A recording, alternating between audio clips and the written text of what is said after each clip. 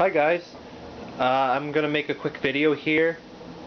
A few weeks back I made a video titled My Video Game Collection or something like that.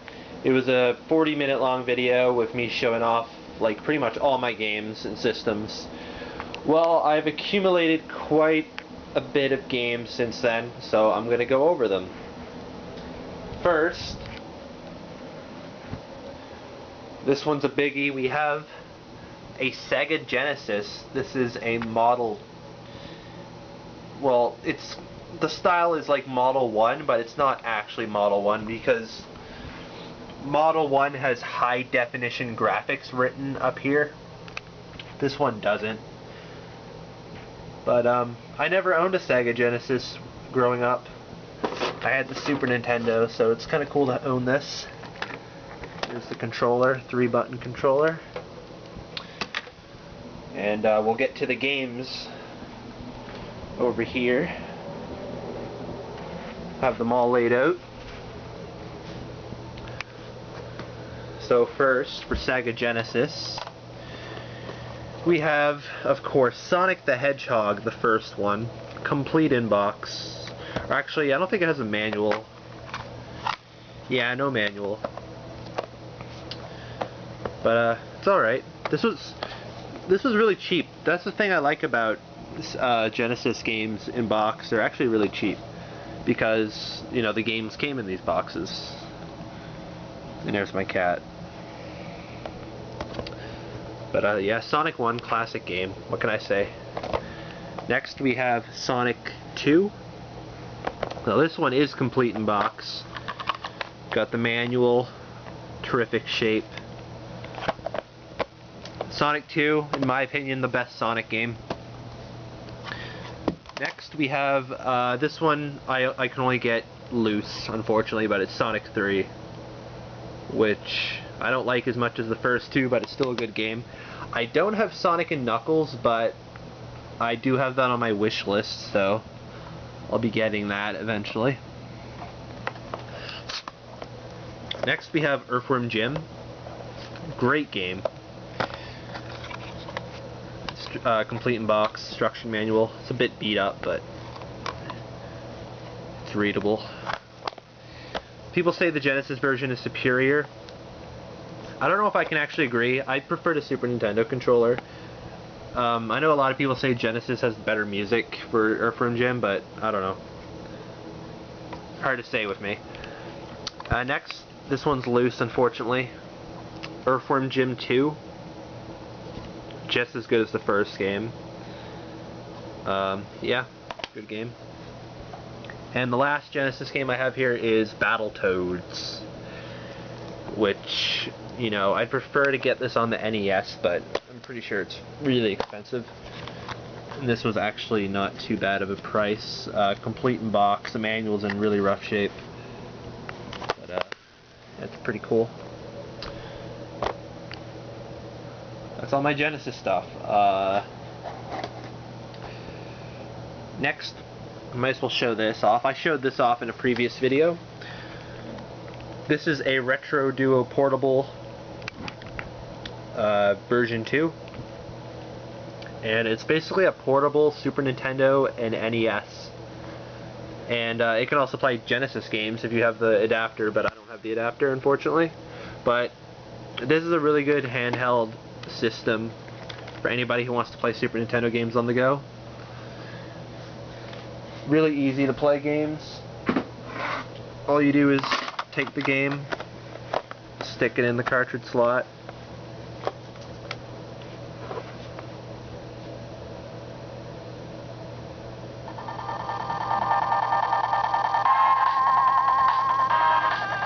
pretty neat.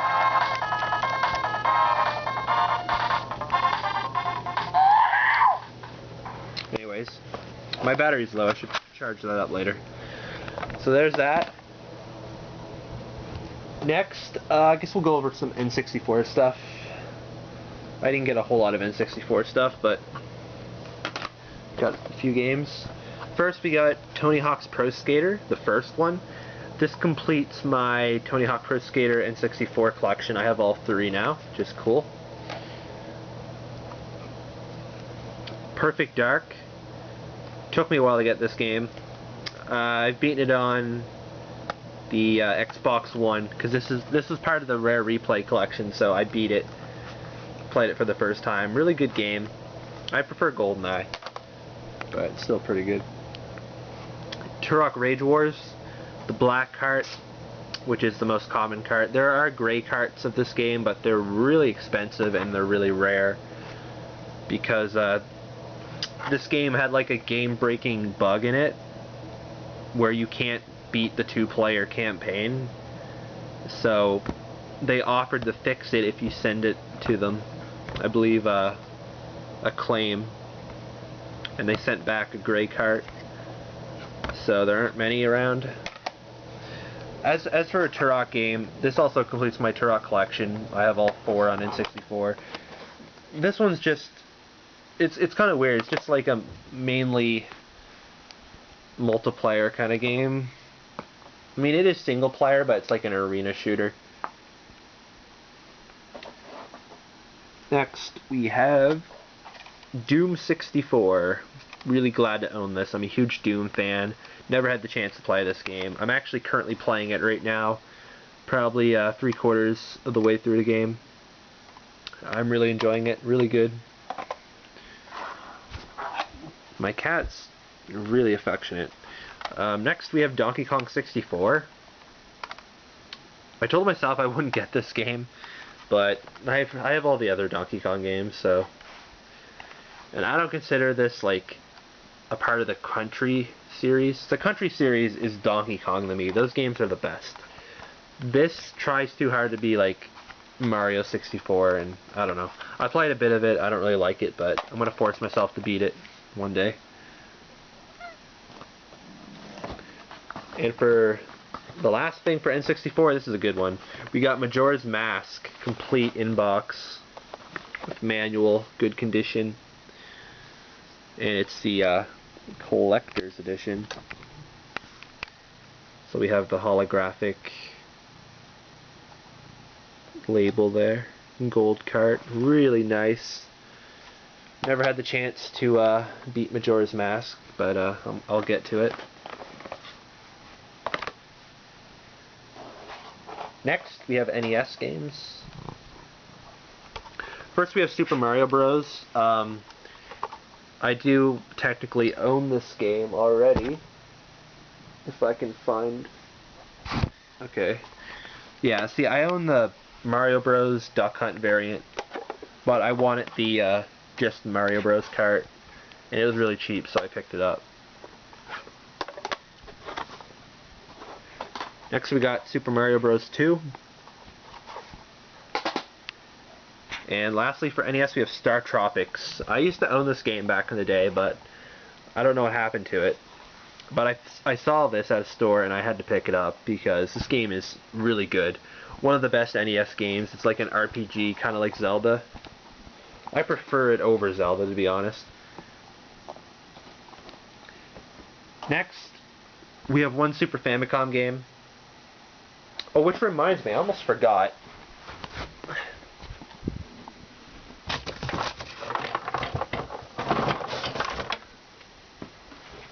I forgot to bring this out. It's a Super Famicom. So I picked up one of these. For those who don't know, the Super Famicom was the Japanese equivalent of the Super Nintendo. As you can see, Japanese writing there. This one was modified, which I didn't know about when I ordered it until it got here. I was kind of disappointed. It's modded in a good way. Like, it's modded so that you can fit North American carts in there and play them. Like that. Which isn't a bad thing, but for any collectors out there who want a, you know, good condition Super Famicom, they'd be pretty pissed off at this. I'm kind of indifferent. It's whatever. But yeah, Super Famicom, really neat. Definitely prefer that design over Super Nintendo. And the one Super Famicom game which came with the console when I bought it, Seiken Densetsu 3, also known as Secret of Mana 2. This game is Super Famicom only. This game was not released over here. This is the only version of the game you can get. People have made translated versions, but they're not really legit. Sadly, I can't really play this game. I don't understand Japanese, so it's kind of hard. It's an RPG game, so it's like almost impossible. But from what I have heard, it's like a terrific game, so it's good to have in my collection. Now, Super Nintendo games, we have a lot. That's my main system of choice, Super Nintendo. I really want to build up a nice library. First, we got Earthworm Jim. Also have it on the Genesis, as I showed earlier. I prefer Super Nintendo version for various reasons. I just enjoy it more. Next, we have Earthworm Jim 2, which I also have on Genesis. Once again, I prefer Super Nintendo. Battletoads and Double Dragon. This was released also on the NES, but I prefer this version because better music, better graphics, and this game has a terrific soundtrack. Really good. It's a beat 'em up. Really fun beat 'em up. Also pretty hard though. Next, Battletoads and Battle Maniacs. This is similar to the NES games. You have the same kind of stages like the Turbo Tunnel and the tree, descending down the tree. But I don't know, this game to me is a lot better. Once again, great soundtrack, but it's also hard as balls. Arrow the Acrobat. It's a platformer. Kind of mediocre, but it has a bit of charm to it. This is one of my favorite beat-em-ups on Super Nintendo. We have Pirates of Dark Water. Really fun beat-em-up. Doesn't really get much praise. I think it's really good. It's also pretty expensive. Next we have Kirby's Avalanche, which is a Puyo Puyo clone. Growing up, this is all I knew, so you know, I like this version of the game, I guess. It's basically Puyo Puyo with Kirby characters. Great puzzle game. Next we have Kirby Superstar. 8 games in 1, which is kind of a lie. It's not 8 full games, there's like some mini games, but this is a great compilation. Really good.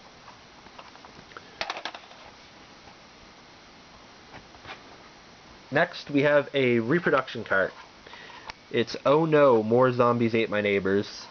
Oh No, More Zombies Ate My Neighbors is the best Zombies Ate My Neighbors fan hack out there. Really, really good game. In some ways I like it more than the original because it's more of a challenge. But this was a reproduction cart. This was made out of entirely new materials, which makes it feel kind of cheap. Like it's like when you feel it, it's not the same. There's a label on the back here. Camera won't focus, but it says this is a reproduction of a Super Nintendo game. And it just says a bunch of stuff here. All the game components, this game's components are all new parts and is assembled in Canada. But it's kind of neat. I have another reproduction cart which I showed in my last video, Super Mario World Return to Dinosaur Land. That reproduction cart was made out of a donor cart, so it's made out of like a different game pretty much, which I don't know, it makes it feel more authentic, but it's also kind of bad that somebody would destroy a game to make a new one. But whatever. Next we have Mortal Kombat, the first one, the one with no blood, kind of a bad port. I have Mortal Kombat 2, which I showed in my last video. Next we have, this one is complete in box, Mortal Kombat 3 with the manual. pretty hard fucking game, even on easy. I can't even get anywhere in that game. For some reason, the AI is like insane. The only Mortal Kombat game I need on Super Nintendo now is Ultimate Mortal Kombat 3. Next, we have Spider-Man and Venom Maximum Carnage, also known as the only good LJN game. It's a beat 'em up. It's pretty fun. I enjoy it. It's really hard though. I like how the cart's red. That's pretty cool. Two more. Next we have Star Fox. Had to pick this up. FX chip. Really unique game at the time. Feels kind of dated now, but it was really cool back then. I haven't beaten this one. I beat the 64 one, but I can't beat this one. It's a lot harder. And lastly, this is the big one. We have a complete in-box Final Fantasy II, also known as, what was the Japanese number for this? Final Fantasy 4 or 5? I don't know, I can't remember. I'm not a Final Fantasy fan, but I had to pick this up when I saw it. I plan on playing through it soon. It's supposed to be one of the greatest RPGs. But complete in box too. Really good condition. You know, can't go wrong. I believe the manual's missing like a page or something, but other than that, pretty good. That's it for this part. I'll be doing regular updates. I do have some stuff planned that I want to get. So hope you guys enjoyed.